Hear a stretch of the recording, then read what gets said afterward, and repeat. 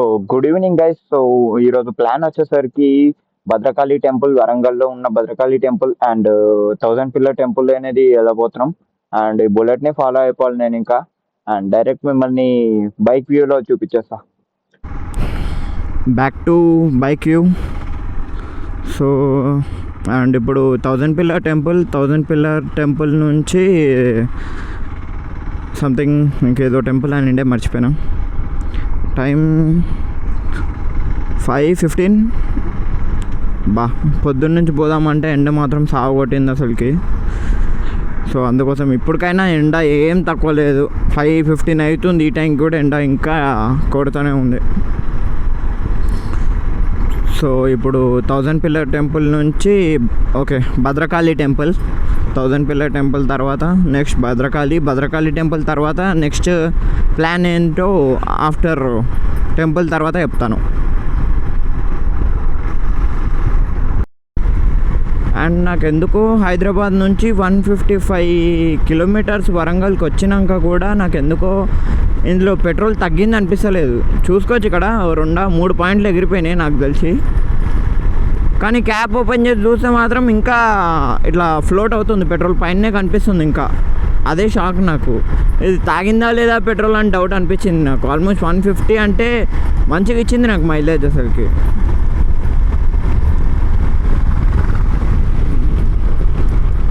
Train పోతుంది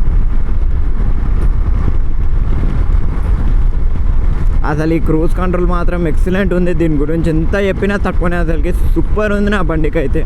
ఈ wobbling issue చూసినాను, ఎయిర్ తగ్గించినాను, సెట్ అయిపోయింది. ఇది ఫ్రంట్ టైర్లో బ్యాక్ టైర్లో కొంచెం ఎయిర్ తగ్గిస్తే సెట్ అయిపోయింది ఇది. ఇంకా అసలుకి ఎంత ఈజీ క్రూజ్ ఉందంటే దీంట్లో చూసుకోవచ్చు. అసలు చేతిలో వదిలేసి ఎంత ఈజీగా క్రూజ్ చేస్తున్నా. బట్ ప్రాక్టీస్ ఉండాలి. ప్రాక్టీస్ లేదైతే ఇంకా బండి అటే పోతుంది. నాకేం ప్రాక్టీస్ లేదు ఈ క్రూజ్ పైన.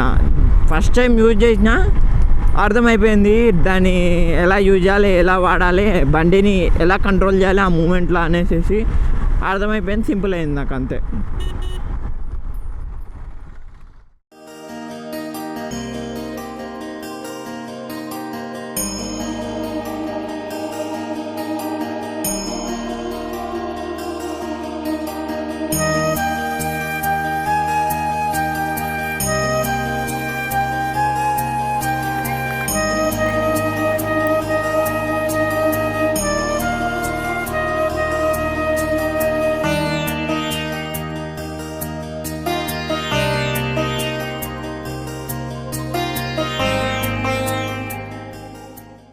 ఓకే, థౌజండ్ పిల్లర్ టెంపుల్ దర్శనం అయిపోయింది.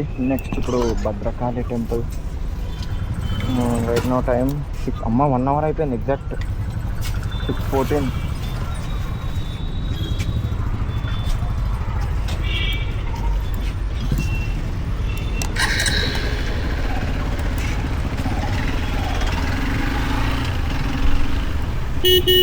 ఇది నుంచి ఒక 10 minutes డిస్టెన్స్ అనుకుంటా భద్రకాళి టెంపుల్, అంతే, ఎక్కువ ఉండదు.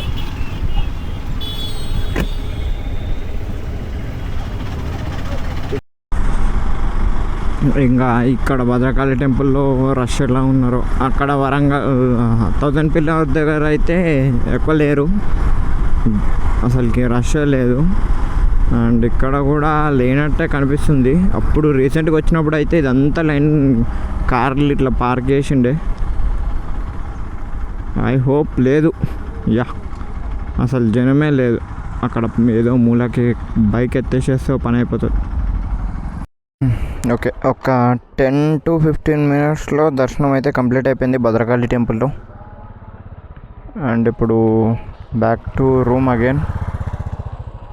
మళ్ళీ ఇంకా ఎక్కడికి వెళ్ళేది లేదు, రూమే.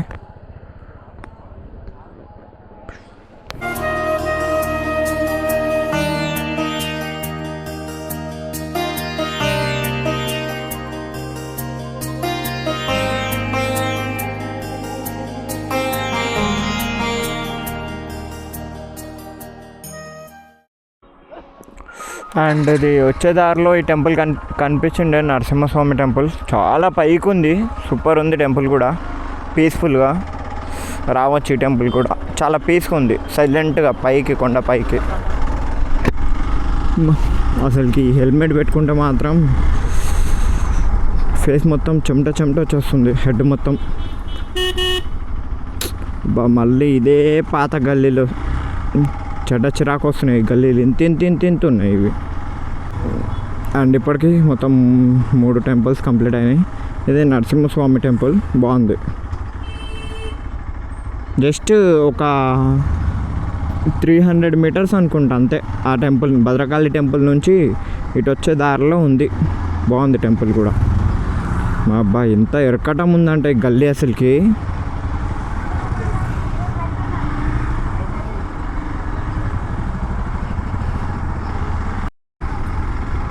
ఇంకా అన్ని టెంపుల్స్ అయిపోయినాయి, ఇంకా వెళ్ళిపోవడమే ఇంకా మళ్ళీ రూమ్కి.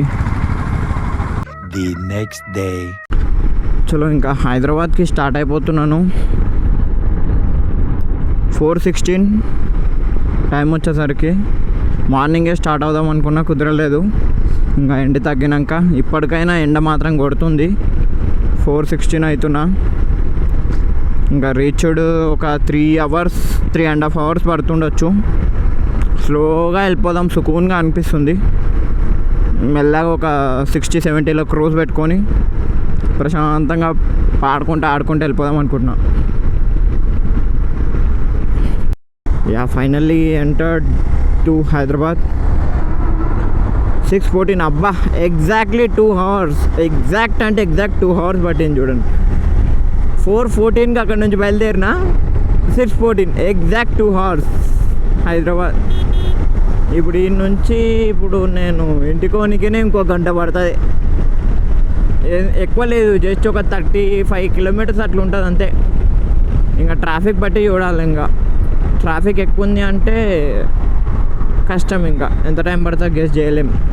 ఇంకా ఉప్పల్కి 10 kilometers అంట.